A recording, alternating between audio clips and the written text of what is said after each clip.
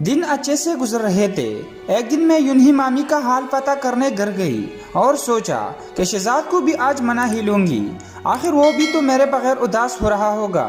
घर दाखिल हुई और मामी का हाल चाल पूछने के बाद जैसे ही शहजाद के कमरे के करीब पहुंची तो जैसे मुझ पर क़यामत टूट पड़ी हो।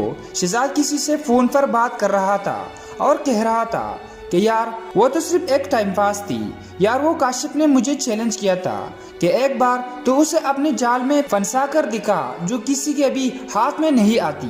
मैंने तो बस एक बार उसके साथ खेलना था जो कि खेल लिया, लेकिन मेरी जान प्यार तो मैं सिर्फ तुमसे करता हूँ और शादी भी तुमसे ही करूँगा।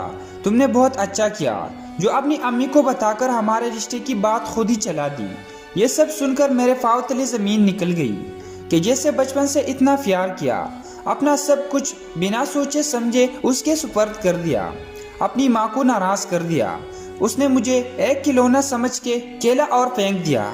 मैं दिल को संभालते हुए घर पहुंची और खुद को कमरे में बंद कर दिया। मैं तो किसी को कुछ बताने लायक भी नहीं रही थी। अपनी बदकिस्मती पर रोते रोते रात हो गई और सो गई। सुबह फजर की नमाज पढ़ी और अम्मी के कदमों में बैठ गई।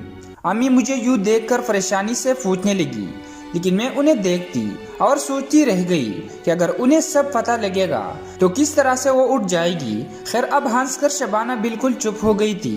दिन गुजरते गए। इस दौरान शहजाद ने एक बार भी मुझसे राब्ता न किया। मैंने भी अपना फैसला अल्लाह के सुपर्द कर दिया और यूं उनको बोलने लगी। फिर अचानक एक दिन पता चला कि शहजाद ने महवश से शादी के लिए हाँ कर दी है।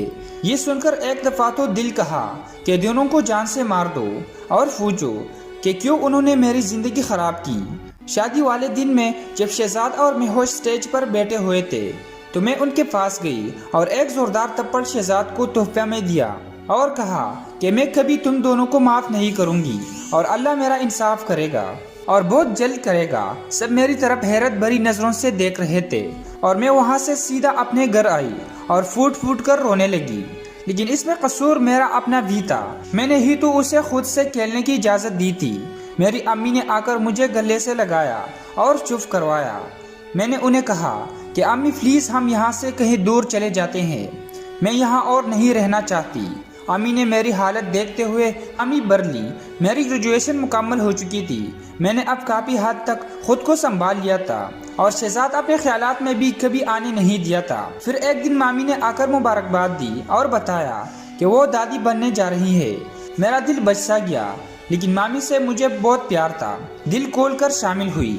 सब बहुत खुश थे। इसी बीच महवश मेरे पास आई और बहुत गुरूर से कहने लगी कि देखो मुझे शहजाद भी मिल गया और अब मैं माँ भी बनने जा रही हूँ। वो मेरे और करीब हुई और आहिस्ता से बोली कि लेकिन तुम्हारे लिए मुझे अफसोस रहेगा कि तुम्हारी इज्जत मेरे शौहर ने ख़त्म कर दी। ये सुनकर मेरा दिल दहल गया और आंखों से आंसू बह निकले, लेकिन चुप साध ली और अल्लाह को पुकारने लगी कि तेरे बंदे बहुत जालिम है, मुझे इंसाफ दिला, बेशक तू सबसे बेहतर इंसाफ करने वाला है। कुछ दिन यूं ही गुजरे। फिर भाई ने आकर खुशखबरी दी कि उन्हें लाहौर में एक बहुत अच्छी नौकरी मिली है और मालिक भी बहुत अच्छा है। हमें रहने के लिए उन्होंने घर भी दिया है। अगले हफ्ते ही उन्होंने ज्वाइन करने का कहा है। ये सुनकर हम सब बहुत खुश हुए और जाने की तैयारी करने लगी। एक दिन अचानक से शहजाद और महवश हमारे घर रोते हुए आए और मुझसे माफ़ी मांगने लगे। इनका इस तरह अचानक से मुझसे माफ़ी मांगना मुझे हैरान कर गया, लेकिन महवश ने मुझे जो बताया उसे सुनकर मेरे खुद को आंखों से आंसू निकल आए और मैं रब का इंसाफ देखकर हैरान रह गई। दोस्तों अगर वीडियो अच्छी लगी तो हमारी चैनल को सब्सक्राइब करें और साथ मौजूद घंटी की अलामत भी दबा दें ताकि इस तरह सबक आमूज़ कहानियाँ आपको हमेशा मिलती रहे।